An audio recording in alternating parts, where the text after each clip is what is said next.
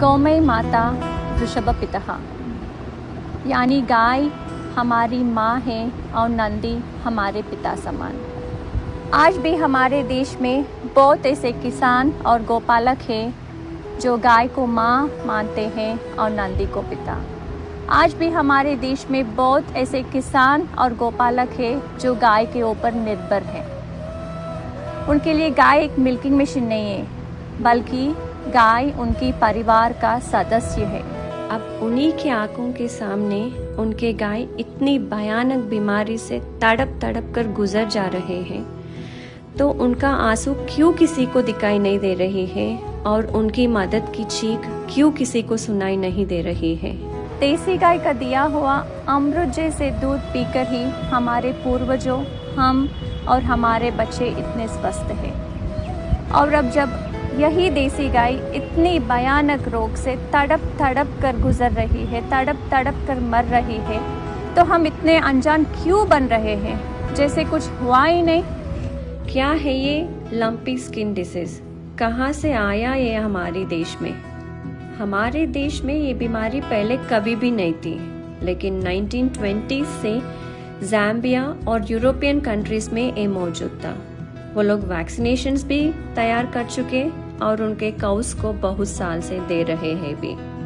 हमारे देश में लंपी स्किन डिसीज पहली बार 2019 में हाइब्रिड काउ से हमारी गाय को फैला था। अभी 2022 में वो बीमारी म्यूटेट होके बहुत भयानक रूप से हमारी गाय को फैल रही है। 3 साल तो बहुत समय होती है। अगर हमारे डिपार्टमेंट्स वैक्सीनेशन को प्रोड्यूस कर नहीं पाए तो विदेश से प्रोक्यूर तो कर सकती थी।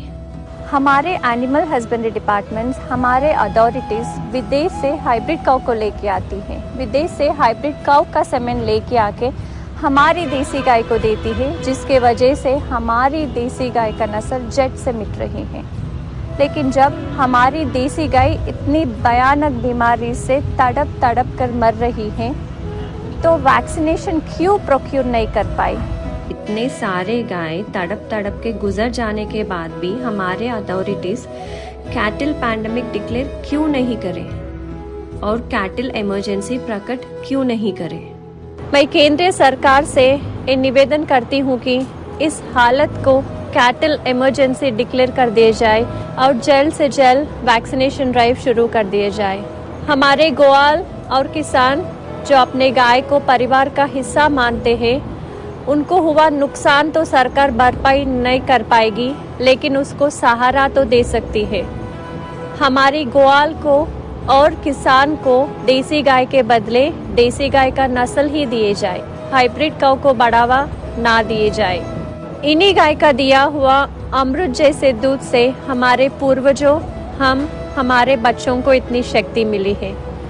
और अब यही गाय इतनी भयानक बीमारी से तड़प तड़प कर मर रही है, तो हम इतने अनजान कैसे बन सकते हैं कि कुछ हुआ ही नहीं।